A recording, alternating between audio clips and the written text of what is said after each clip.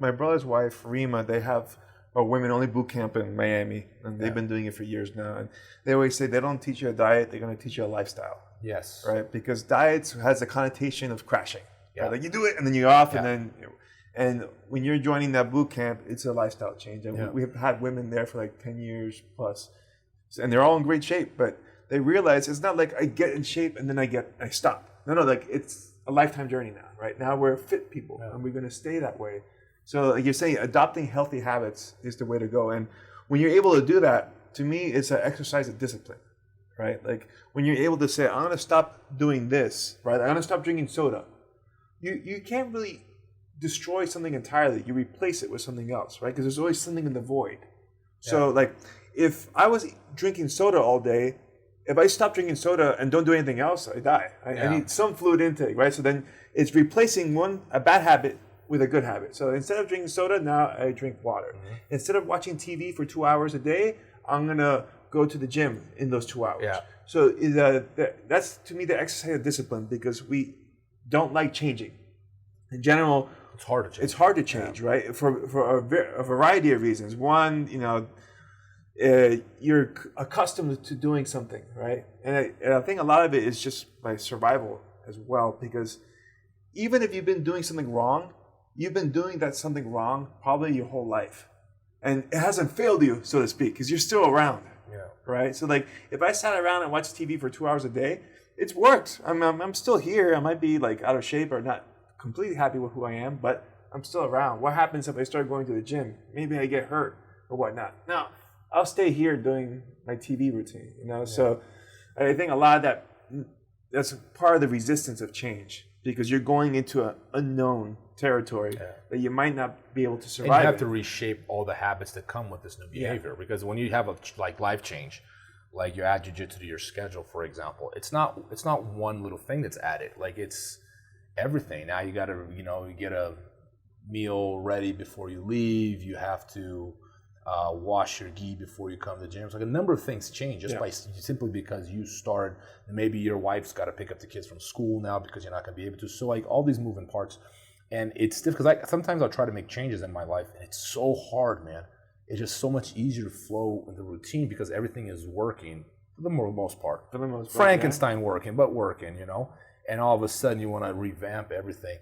Very difficult to do. But I think that at some point, if it's unhealthy in any way, shape, or form, like an intervention might be needed, or even for yourself, like just have a radical change of lifestyle. I always tell people that disappear from the gym, I always go, your first class is always the hardest one, that. Yeah. And it's not something, the class itself is walking through the door. Yeah. And then when you tell people like that, it's like, oh, walking through that door is not that hard. Well, that's the hardest thing for you to do. Yeah. Once you're in the door, everything's easier. It's like, and it's true. It's that stepping through the door. So I tell people, you've created a habit of training every day, don't you? So let's not break that habit, get into the bad habit, because redirecting that back into training is very difficult. So I don't people necessarily stop training when they're injured. I tell them to change their training. Yeah. There are injuries, like you had knee surgery, obviously you can't train. There are situations you really got to stay in bed. But for the most part, I advise people to work around their injuries to keep reinforcing that habit. Even if it's just sitting on the sidelines, watching your friends train, which I've done more times than I can count. I literally drive to the gym just to watch my friends train. Yeah. If I couldn't train, because to me that was reinforcing a habit that I enjoyed and was healthy. Yeah, I think I talked about that. My fighter Jason Suarez, he had suffered a motorcycle accident, almost died. Long story short, he ended up being on a wheelchair for some time. As soon as they allowed him to leave the hospital, he wheelchaired himself to the gym and would sit there and watch. Yeah. And he even tried to hit the bag from the wheelchair, and then on crutch trying to hit the bag, and he was doing everything possible to be present. Even if he wasn't able to participate as much as he wanted to, right? I think it's for his own sanity, too. Yes. Because I know if you're used to working out twice a day and all of a sudden you're in a wheelchair, that's got to be the worst feeling in the world, man. It's never happened to me, but I imagine. Yeah, man, he's that type of guy. Like some fighters, they have off seasons. Yeah. Jason is always on season. He's always in shape. Like, you can't find him not in shape. Like, he can always fight a 5-round fight.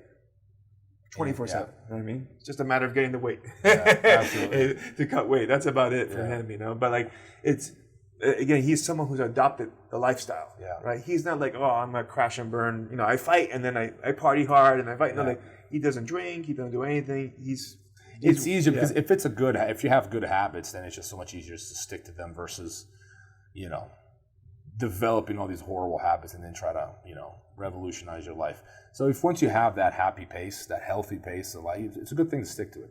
Absolutely, and it's easier because you're going to feel better, right? That's why, I feel like if you've never really seriously tried to get on a healthy kick, right, and change up your diet, change up your routine to include some fitness in it, and it doesn't have to be jiu-jitsu. I mean, I would like it if it was, because I think the martial arts has more benefits, both physically, spiritually, and mentally than any other sport, in my opinion. I'm biased. No, I agree. Right, but I mean anything, when I wasn't able to train because of my knee, I've been going to the gym and I lift weights 6 days a week, and I've gotten great results of that. And if you just wanted to be healthy, that's all I'd have to do. You know what I mean? If I didn't want to, focus on anything else, and that would be more than enough, and it would be a life-changing experience for a lot of people. So I think if you've never truly ventured out there, you should, because you're missing out on a part of the living experience. And we were designed to be physical. Yeah. This is a brave new world where we have people who can survive without having any strength whatsoever. Yeah. You know what I mean? Like you could be like a desk jockey, and I'm not judging you. I'm just saying, being hyperbolic, but you could not have to ever worry about survival ever. Yeah. And I think it's unnatural. It's not natural. It takes away from the human experience, because we're animals. We're supposed to be able to fight and defend ourselves, or at least have some physical competency. And I think there's happiness there too. Oh yeah, because you're living, you're fulfilling your nature. Your nature is to struggle. Yes. It is to run. It is to do physical things, and it is to struggle intellectually. And you need all these elements for a healthy life and for happiness in general. I feel that when you're missing some of these things, your life's off balance. Yes. And if it's off balance, I don't think you can truly find happiness. I actually believe that one reason why, we're part of a civilization that struggles more with depression, anxiety, and suicide more than any other in history probably. And life has never been better. And I think one of the reasons why is because life is so incredibly easy in so many ways. Yeah. It's what I call the tyranny of options. Like life has got so many options in front of us, so much available, and it's so handed to us. And this phone, it's incredible, man. You think about how incredible that phone is. Yeah. And that we lost meaning in a lot of ways. Like that we don't struggle for it.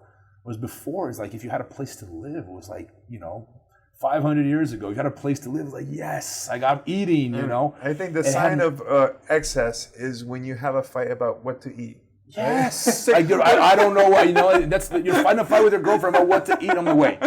You live in the richest country in history, in a place like Las Vegas, with hundreds of 5-star restaurants, and you're having an argument about what to eat. You're right. Yeah. It's excess, and I think that in some ways that is doing more harm than good.